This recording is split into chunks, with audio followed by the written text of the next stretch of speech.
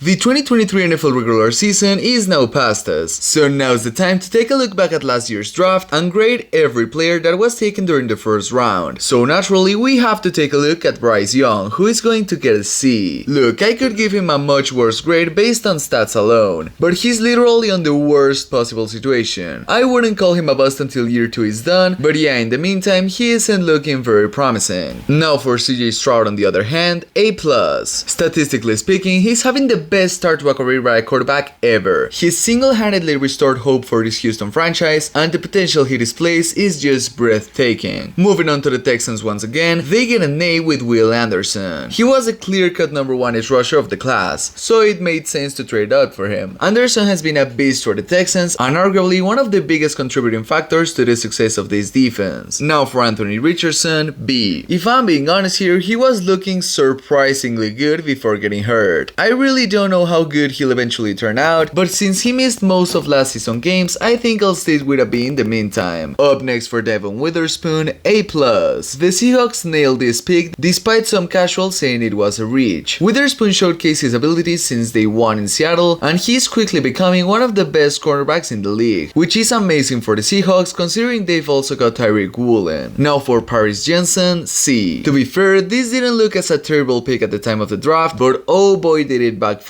Johnson was not the player the Cardinals were expecting to get, despite him showing some flashes of potential here and there. He has the talent, but the consistency is lacking big time. On to Tyree Wilson, he gets a D-. I had very high hopes for him given his physical traits. However, he even barely played in 2023. The Raiders may have bigger plans for him in 2024, but as of right now, it ain't looking pretty considering he was taken 7th place overall. Bijan Robinson is next, B+. Look, if we're going talent here, this would be an immediate A+.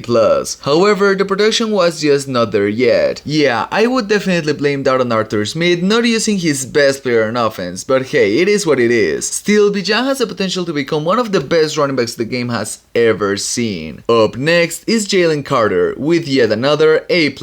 He swiftly became one of the most feared defensive linemen in the NFL despite only being a rookie. The way he plays is truly amazing, and despite the Eagles facing some issues on the defensive side of the ball late on the season, Carter was always a bright spot rather than a liability. To close out the top 10, Darnold Wright with a B. To be fair, he has displayed quite a lot of potential and there's no denying this guy is very talented. However, I firmly believe this was a bit of a reach by the Bears, especially considering how deep this class was for offensive linemen. Moving on to Peter Skoronski, C+.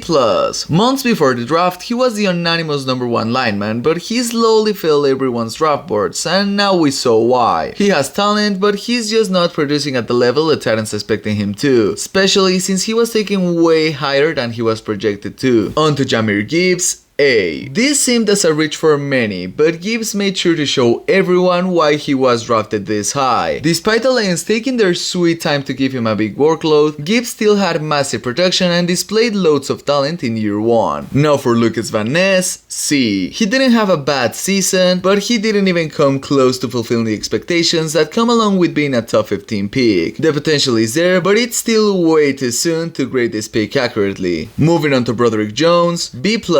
Trading up for him is turning out like a good decision so far, mainly due to the fact that Jones was one of the best run blocking tackles in 2023. However, he did have some problems with pass protection, but there's no denying this guy has the potential to be the best lineman of this class. Now for Will McDonald, F. This seemed as a terrible pick in draft night, and oh surprise, it was actually a terrible pick. Regardless of any small production he had, the Jets didn't need to reach for an edge here, especially given the fact they desperately needed an offensive lineman, but hey, it is what it is. Moving on, Emmanuel Forbes gets a D. I really don't know why they didn't go for Christian Gonzalez here, but hey, everyone makes mistakes. But to be honest, he's not playing nearly as good as a first rounder should be doing so. Still, it may turn out well, but hey, he has displayed some flashes of potential and we shall see what the future holds for him. Up next, Christian Gonzalez gets an A. Unfortunately for him, he missed a couple of games thanks to an injury, but before that he was looking like a top tier corner out there. I don't give him an A+ because of the lack of playtime. However, he does have some insane potential. On to Jack Campbell, B-. I think the Lions were expecting a little more for him given the fact that he wasn't even projected to be a first rounder. Campbell was solid this past season, but I think the Lions did might reach a little bit this time around. Now for Kaleja Kansi, B-. He displayed some flashes of potential here and there, but being brutally honest, his production was not first round worthy. He has the talent to be a good defensive lineman, but it does seem as if he'll take time to develop. Moving on to Jackson Smith-Njigba, A. He is one gifted athlete. The former Ohio State receiver was impressive for the Seahawks despite sitting behind DK Metcalf and Tyler Lockett on this good Seattle offense. He definitely has a bright future ahead, and I'm excited for 2024. Now for Quentin Johnston, F. He was taken alongside rising stars like JSN, Zay Flowers, and Jordan Addison. He may end up being good, but so far this is looking like a terrible pick for the Chargers. There's a reason his draft stock was falling non-stop near the draft last year. He didn't seem to have what it takes to be an NFL pro, and well, it's showing right now. On to Zay Flowers, A. He quickly became the #1 receiver over in Baltimore. His connection with Lamar Jackson was amazing in 2023, and I'm actually pretty confident that it will improve by quite a large margin this upcoming season. Up next is Jordan Addison with an A+.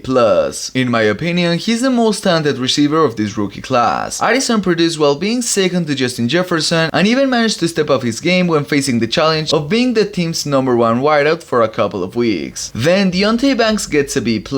He was solid, and I think there's a chance he can become a top tier corner. However, there's no denying he still needs to improve on some areas, and he does need a little bit of time to get used to this Giants scheme. Moving on is Dalton Kincaid with an A-.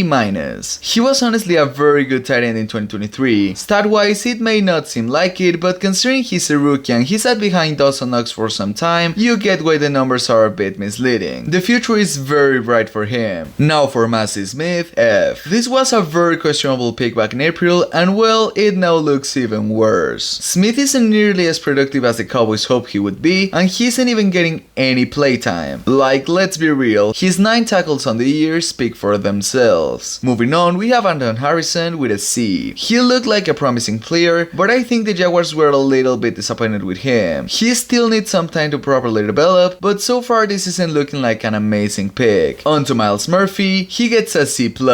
I had very high hopes for him, not gonna lie. Unfortunately, he didn't really get the playing time nor the production in 2023. There's still a chance he breaks out eventually, but it's not looking very likely. Up next is Brian Bresee with a B. He was always a high-risk prospect, and well, the Saints probably didn't win this time around, at least not 100%. Bresee did have a couple of sacks and was overall a solid player. However, the lack of playing time is what stops me from giving him a better grade. Moving on to Nolan Smith, D. He displayed some insane potential coming out of college, but so far he's just another backup on a solid team. Smith could earn more reps in 2024, and I'm honestly excited to see what he's capable of. However, so far this doesn't seem as an amazing pick. And finally, we have Felix Anudike-Uzomah with a D-. This was a reach since the beginning, and well, this is the price to pay. He can eventually become a solid defensive player, but I don't think he will be a good enough player to be considered a valuable first round pick. And so that's all for today's video. Thank you all so much for watching, and I hope I get to see you on the next one.